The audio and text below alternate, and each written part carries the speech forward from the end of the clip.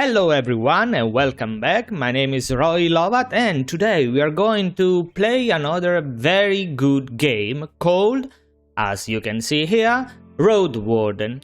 It came out about 2-3 months ago and it is a very peculiar game because it's a text-based RPG made in pixel art.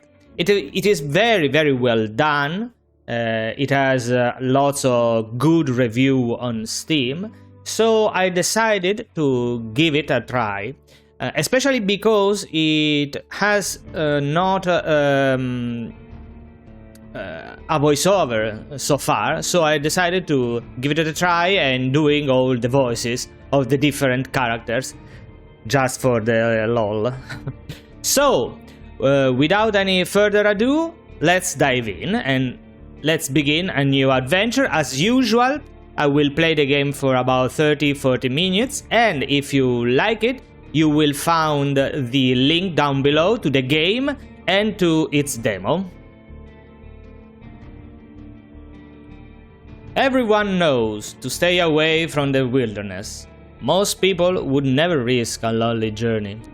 Roadwardens not only accept this struggle, they embrace it. They deliver messages, assist merchants, burn human corpses, and, if possible, get rid of the beasts and highwaymen. They live on the road, die young or retire early. It's a dangerous job, but a respectable one, and it pays well. I leave the safety of the city walls, I still have my doubts. I leave. So, we probably will play for the standard version or the casual one. Let's do the standard one.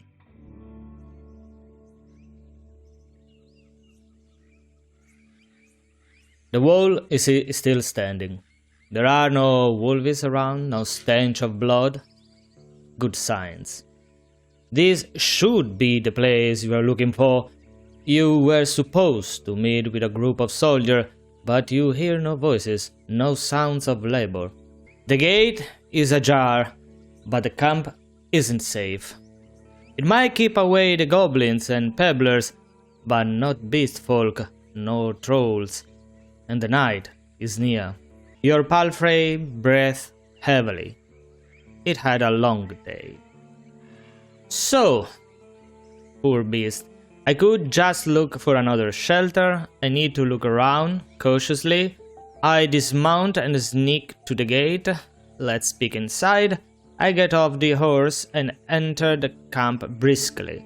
Well, first of all, let's check around. I need to look around cautiously. Let's check for traps. Considering the noise, you doubt that anyone notices the clatter of hooves. The short, dry grasses barely cover the arid soil of this valley, but you're maybe a minute away from the edge of sparse woods, which get denser as they climb up the hills. At best, this trail has few more years before getting overgrown for good. Hard to believe it's the only route north. Then I dismount and sneak to the gate. Your heavy boots hit the ground and the pain of the long ride finally catches up with you. You stretch out, bringing your back and legs comfort. All you want now is a table, a decent chair, a nice mug of beer, and some warm stew. Oh, I like stew. A lot. With any luck, your axe won't be needed here. So we have a bit of a tutorial. Take care of yourself. If you are hurt or exhausted, some actions won't be available to you. The weaker you are, the higher the chance you'll die in combat. Oh, nice. I approach the gate slowly, but surely. If it's a military camp, it doesn't look the part. Plenty of wasted space, the fire pit is cold. 2 people are sitting at the table, tired and disheartened. They're looking in different directions, paying no attention to one another. One of them is holding a cup. After a moment, you notice the quiet humming. You recognize the melody of a light-hearted drinking song from the city harbor. They don't look like much of a threat. I can enter. Let's investigate. It takes them a few breaths to glance in your direction. The first person greets you with a wave of his hand. There are bags under his eyes, his beard is messy. Despite his simple shirt, he is wearing durable, decent boots. A mace with a head covered in iron hangs at his side, but he doesn't reach for it. Okay, I take a look at the second soul. Just like you, she is wearing a gambeson, but hers is a bit loose, as if she took it off a corpse. Her head is shaven, as if she protecting herself from flesh-eating bugs. Gross. Her eyes are wary, yet kind. She smiles. Considering the squad was sent here half a year ago, these 2 surely look the part. Though there should be more of them. 8, you believe. I let them speak first. I asked them about their lieutenant. Let's present ourselves. You wonder how to phrase your question, so we have to choose in which way we present ourselves, if in an aggressive mode or happy with an happy face or things like that. So we have friendly, be supportive and cordial, playful, use a joke or a witty comment, distanced, hide your emotion, intimidating, hint at a threat, vulnerable, be sad, tired, afraid, or hopeless. Let's go for friendly, because I would use playful, but I don't know. They could be touchy.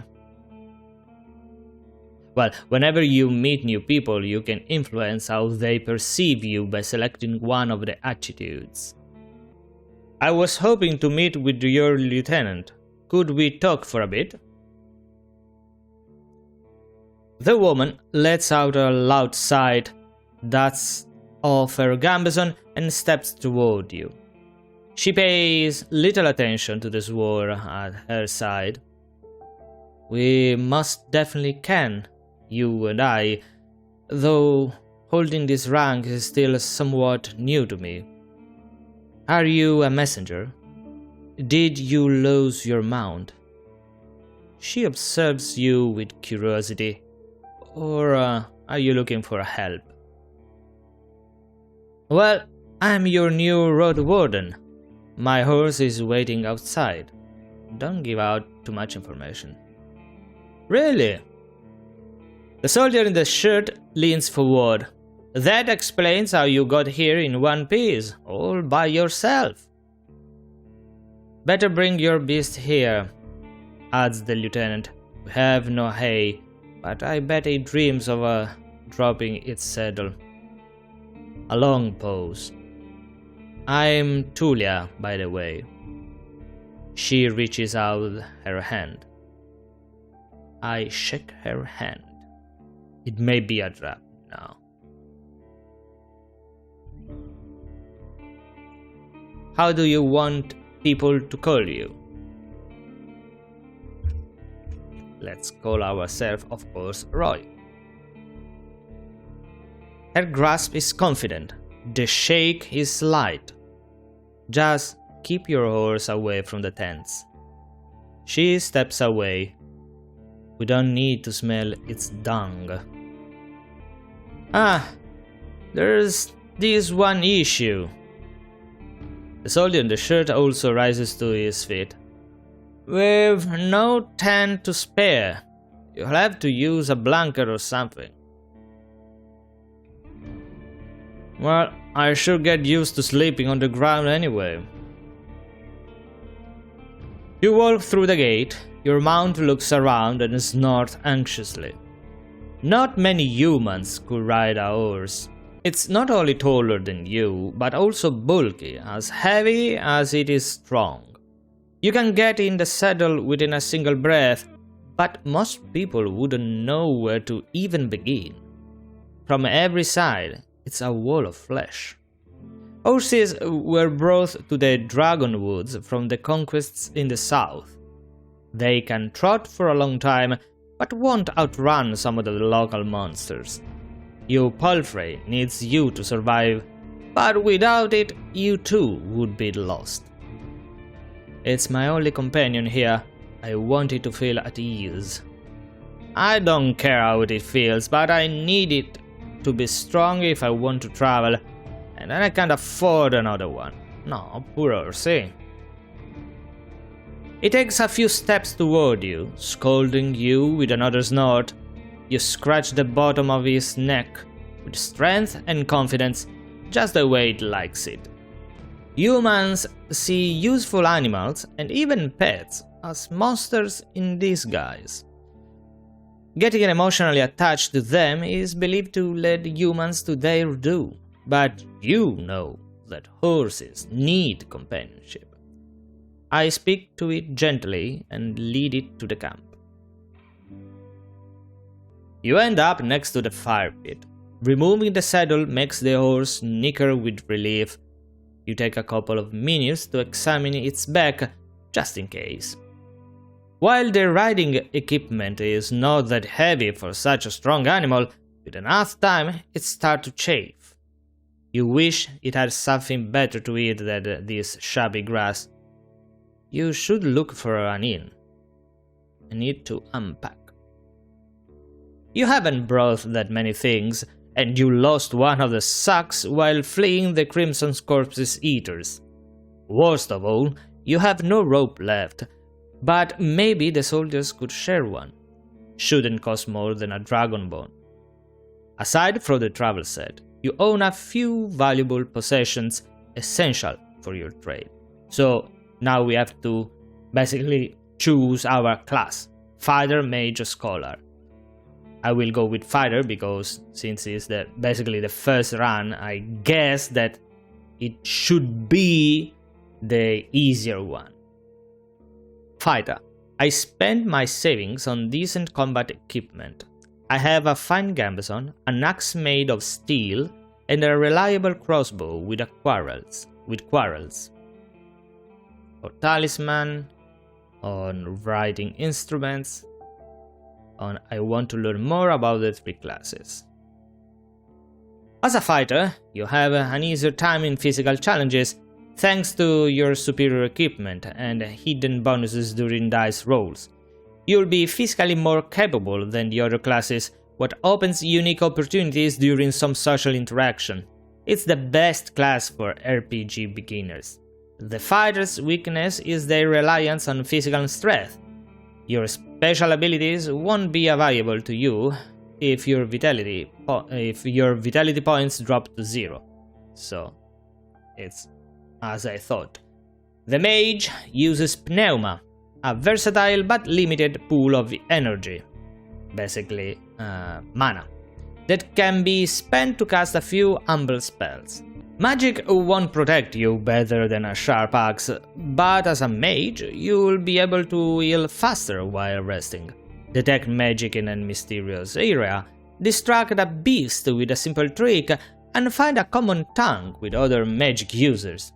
Using the mage's powers too freely will result in having no pneuma left when you need it the most. The scholar will know more about the world's mysteries than you, helping you take advantage of some unusual situations. Your character will impress the local with its knowledge, and you'll be able to read sparse, written clues without any assistance. Scholars struggle with combat more than the other classes, but with enough carefulness and exploration, you'll gain access to alchemical mixtures that will help you escape from many dangerous situations. I'll be a fighter. Open your inventory to see your possession. Taking hits will damage your armor.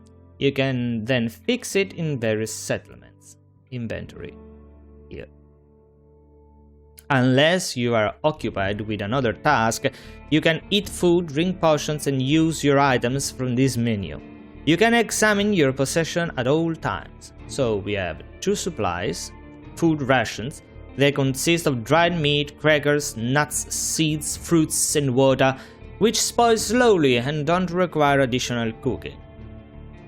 5 units of merchandise, a pouch with coins. The city artisans make coins by cutting dragon's bone into slices. They are valued by merchants, though rarely used in the countryside. Equipment, a gambeson, a padded defensive jacket made of linen filled with rags. It is the cheapest type of armor, yet surprisingly effective and, as a result, very common. The travel set. Your sacks contain all sorts of useful tools. Weapons. A well-crafted battle axe. Traveling with an axe shows that you learn how to fight humans and human-sized monsters, while having a weapon made of steel makes it clear that you are some to be reckoned with. A crossbow. Difficult to make and valued for their usefulness, crossbows can be used even by an inexperienced traveler, and can pierce most scales and armors. Okay. You unpack and inspect your belongings. Your water skin isn't pierced, the spare clothes are still here. Just in case, you take a look at your wooden bowl and mug, your cape, tinderbox, bandages, food ration, knife. Nothing special or too cumbersome. From time to time, your routine helps you avoid mistakes, but this doesn't make it any more exciting.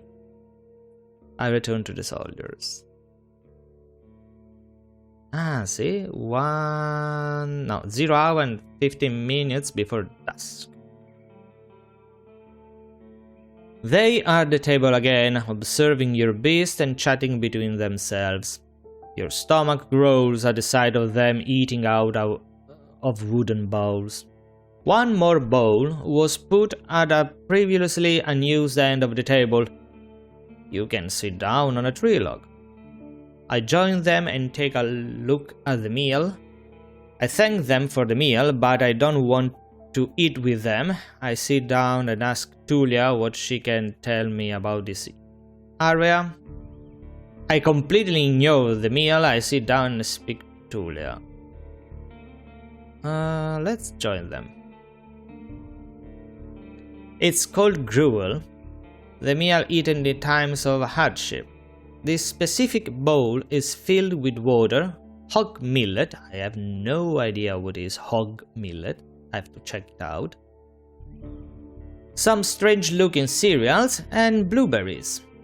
Welcoming you with a meal, even an humble one, is beyond their duty. Soldiers live with and for their companions, constantly on the move from one part of a realm to another, making sacrifices to protect their group as they face dozens of hideous creatures. Their lives are filled with discipline, hardship, and camaraderie. Roadwardens, on the other hand, learn how to work by themselves. They seldom engage in open combat, patrolling the same roads for years. They help the settlements to stay in touch, but also maintain commerce, settle down, forge friendships. When there are no laws to follow, they use their own judgment. Different responsibilities, different lifestyles. Keeping your stomach full will make you stronger. Starvation won't allow you to restore vitality while resting. You can find your supplies in the inventory. Thank you. I eat quickly, not focusing on the taste, then speak with Tulia. She is focused and chooses her words carefully. She looks away only when she gathers her thoughts. I am afraid I can tell you less than I would like to, and less than I should. She nods toward the other soldier. As you can see, there's not a lot of us left. At the beginning of summer, there were 8 of us, including our previous lieutenant. 5 are dead. 1 has run away in tears.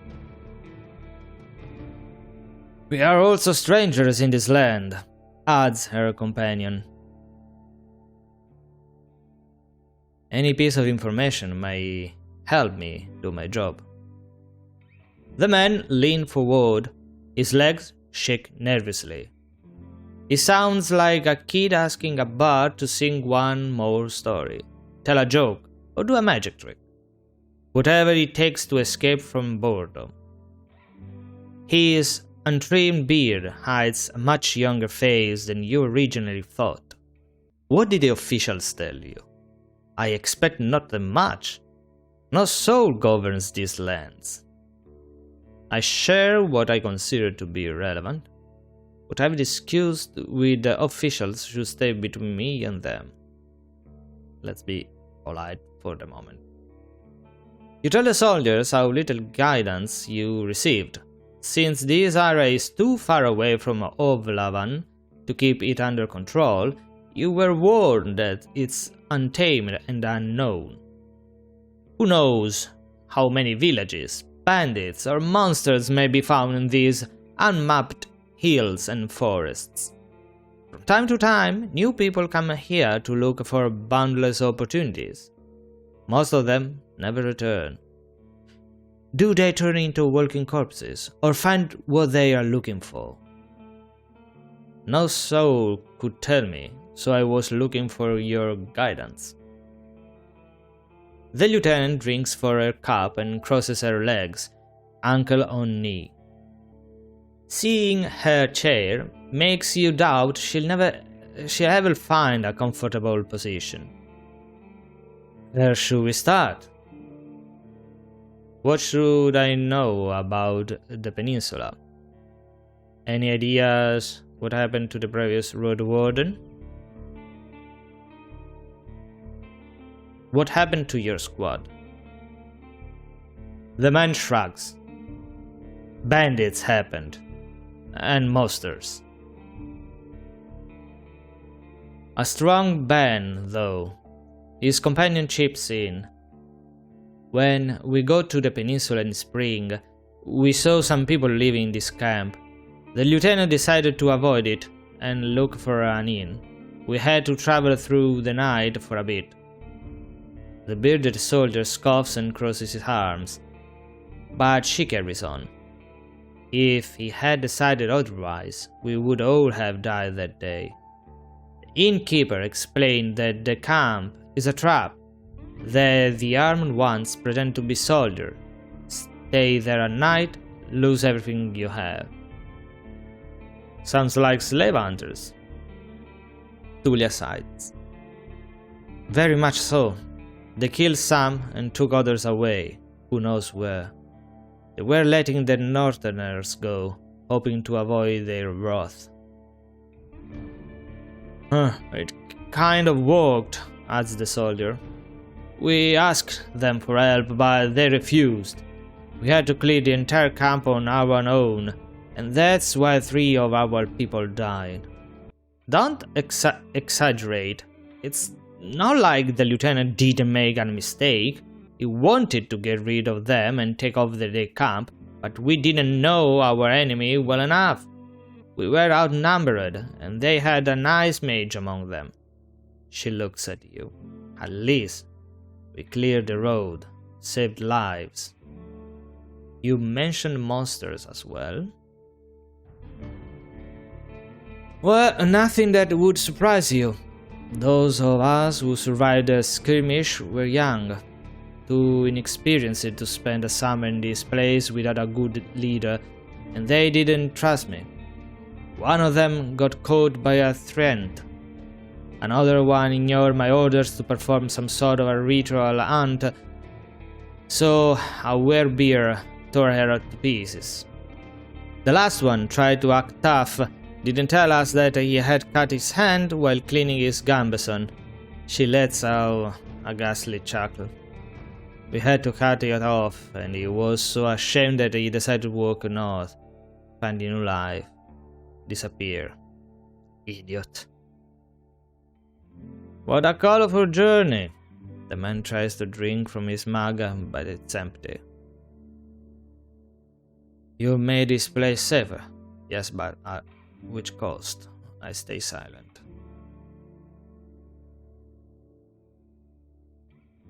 Barely. Tulia seems tired, and who knows if it was worth the lives and the effort. Any ideas what happened to the previous Roadwarden?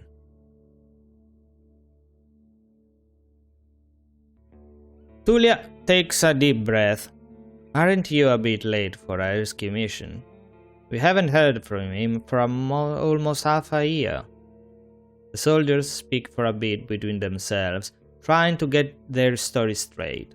They confirm that he had stopped by their camp a few times, but stopped showing up at all in early summer. The bearded soldier starts to scratch the table with the tip of his knife, without looking at you. I don't remember his voice. Always busy, drowning things to take care of. He would sit somewhere, sharpen his sword, fix his loud mail, clean clothes, write notes on that wax table of his. Yep, and leave it down. Unlike us, Asterion never gets bored. Tulia lets out a joyless chuckle. He's secretive, but some of the locals speak about him warmly. Maybe he just doesn't like us. Sounds like you are not sure if he is dead or not. If anyone knows, they won't tell us. Maybe someone is keeping him in a basement. The man carves with passion. We haven't seen him or his Saurian. Something ate them, I bet. The officials have hired you, right? They don't expect him to return. Richer Roadwardens often use four-legged, meat-eating Saurians as their mounts. They have to be tamed and trained since they are hatching, but unlike horses, can easily defend themselves from many monsters. At least your palfrey is fast and reliable and won't suddenly sink its teeth into an innocent passerby. Do you know what he was looking for? Maybe he left you a message. Neither one of us had any insight of his dealings, said Tulia. My predecessor left me no clues. We also took a look at Astarion's staff. Wait! She raises her open palm. I almost forgot. She stands up and heads to a nearby tent. He has kids in a village near Ovlavan. I was planning to take all his things there. A pouch, a second spear, a decent bow, some potions. Quite a treasure. She glances at you, but I would much prefer to bring them the truth about their father. So you want me to find out what happened to him in exchange of his stuff? Here's the catch. She dusts off the hilt of the sword. We've hired a messenger to ask the commanders for further orders. Since she hasn't returned and you know nothing about her, she either ran away or something happened to her. She sighs with resignation. We are meant to stay here until fall. What do you think? Come see us, tell us what you learn about the man, and we'll get back to Ovlavan together. You think about your real mission. You were planning to return to Ovlavan in the early fall anyway. If he's alive, I don't think he's going to be happy about me taking away all his possessions. True, but is considered dead. I doubt he begrudge you anything. And who knows, you may just find his shell lying on the roadside tomorrow. He wears mail, uses a spear mostly, maybe 5 feet tall but stout, long red beard, short hair, pale face, rarely smile. She glances at her companion, but after he adds nothing, she sits down and stretches out her legs. So, find out what happened to him. Dead, alive, left, just let me know. Use your journal to see the list of quests. Find the Roadwarden. Okay. So, what else we do have here?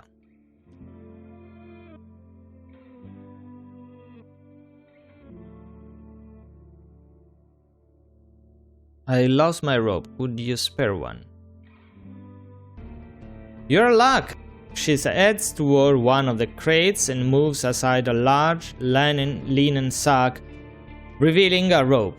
She brings it back and nonchalantly sits down on her chair. Take it. I was planning to leave it behind. I take a closer look. A fine rope, a regular rope made of hemp fibers. I take it and offer some food in return. You received a rope and lost a food ration. Tulia leans forward and rests her forearms on her thighs, looking down with clasped hands, then meets your eyes. I would normally refuse, but we need some decent food. Every day I'm searching through our growths, looking for worms and putridry. We forage, but it's not a great spot. Some food rations will brighten up a foggy day. For now, you leave the rope on the table.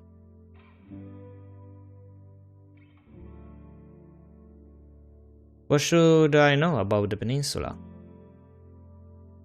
I'll tell you what I know, and you'll be the judge, says the lieutenant. How long did it take you to get here from the city? On a decent palfrey, I guess it would be 3-4 days? When you confirm, she continues. From here, you can reach the coast in about a day, as long as you don't make any stops. Do you know the situation? Why no ship can get here? You nod. The sea route allows Ovlavan officials to keep in touch with the coastal villages, collect taxes, move the soldiers, collect lumber, deliver tools, but maintaining order on a wild coast such as this one is like filling the ocean depths with coins. Because of the rocks, you can hardly stop a ship 5 miles from the shore, and boats can get much closer. She nods. I don't know much about fishing, but there's not that many people living by the shore, and they don't crave to stay in touch with the city folk. As she pauses, her companion carries on. No soul from the north ever came to the camp, but when we travel to the roadside inn, built on the north, they are happy to trade and to play dice. Why not just stay at one of the settlements? The man clears his throat. I mean, you know, we are to guard this road, this camp in our post, and, well, he turns toward Tulia. She lowers her voice. Don't take it the wrong way, Roy, but are you a devout soul?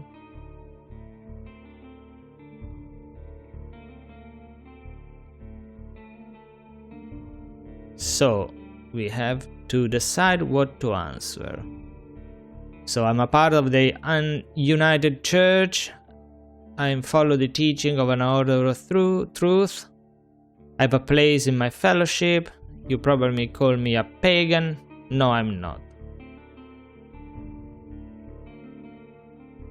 Let's do this. For many years, I've supported a monastery that does its best to advance mankind's spiritual growth, artistry, herbalism, and magical researches. I follow the teaching of an order of truth. Oh, I see. She hesitantly looks away. I don't know much about that river of faith, but I'm sure we are not that different. I'm an Unite myself, she says with a sort of pride in her voice. So she follows the Unite Church. The people here are disquieting. Every few words, she taps the table with her finger. Their traditions won't help them negotiate with the officials here. She starts to draw lines with her index finger, as if she pointing at an invisible map. The peninsula is connected with roads like a big circle. In the northwest, you will find a weird village at a bog. It's not exactly pagan, I don't think. It even has a priest who claims to be an eremite. You know, she means a fellowship. They do crazy shit, her companion chips in. They use the dead to cut down trees and dig in soil. Once I saw it, I beg you to never return there. I see. You've heard tales such as this one since you were a child. If an isolated settlement manages to survive without a city influence, its customs and tradition grow more and more alien. Every generation learns how to adapt to the dangerous condition they have to deal with, and the rustic, pagan traditions muddy their river of fate. The United Church often warns its members about the crazy druids, necromancers, and blood mages. The bringers of doom, the traitors to humankind. Were you able to speak with these necromancers? And what about the East?